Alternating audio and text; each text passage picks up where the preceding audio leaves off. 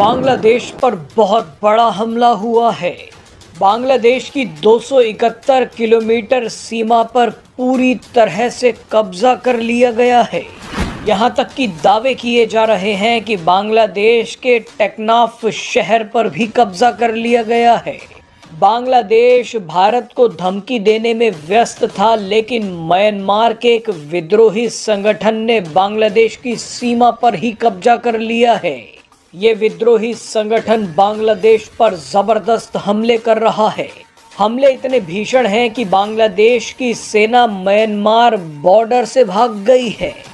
Myanmar के विद्रोही संगठन अरकान आर्मी ने बांग्लादेश में घुसकर हमले किए हैं।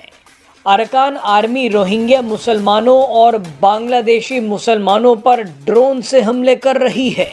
कई लोगों का तो यहाँ तक कहना है कि अरकान आर्मी भारत को खुश करने के लिए बांग्लादेश के टुकड़े करना चाहती है, क्योंकि अरकान आर्मी चाहती है कि भारत अपना कलादान प्रोजेक्ट पूरा करे। अब इस दावे में कितनी सच्चाई है उस पर चर्चा करेंगे, लेकिन पहले आपको दिखाएंगे कि कलादान प्रोजेक्ट क्या है, अरकान आर्मी क्या है और अरकान आर्मी बांग्लादेश की सीमा पर कब्जा करके क्यों बैठ गई है। दरअसल बांग्लादेश दो देशों के साथ बॉर्डर शेयर करता है। बांग्लादेश के तीन तरफ भारत है तो एक तरफ म्यांमार। म्यांमार का रखाइन इलाका बांग्लादेश से लगता है। अब बांग्लादेश के खिलाफ रखाइन स्टेट में अरकान आर्मी आकर खड़ी हो गई है।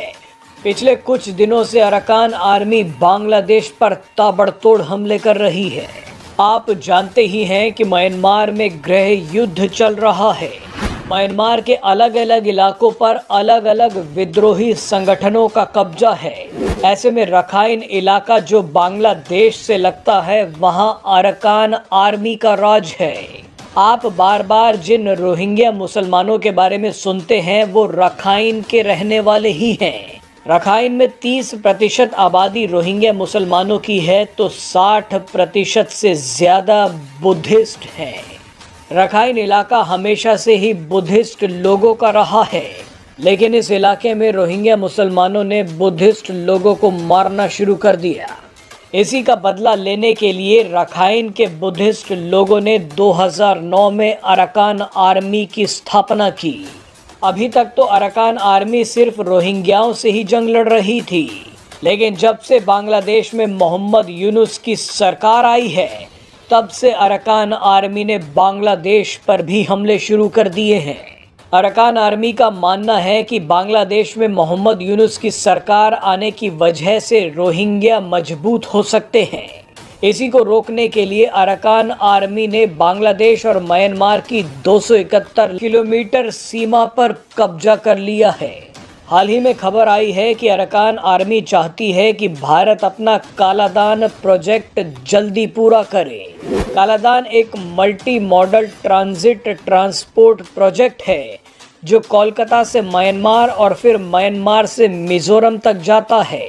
इस प्रोजेक्ट में समुद्र, नदी और ज़मीन तीनों रास्ते शामिल हैं।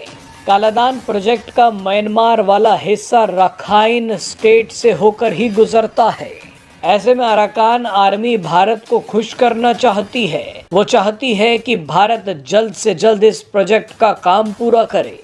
अब म्यांमार में तो कोई सरकार है नहीं, अलग अलग जगहों पर विद्रोही संगठनों का राज है।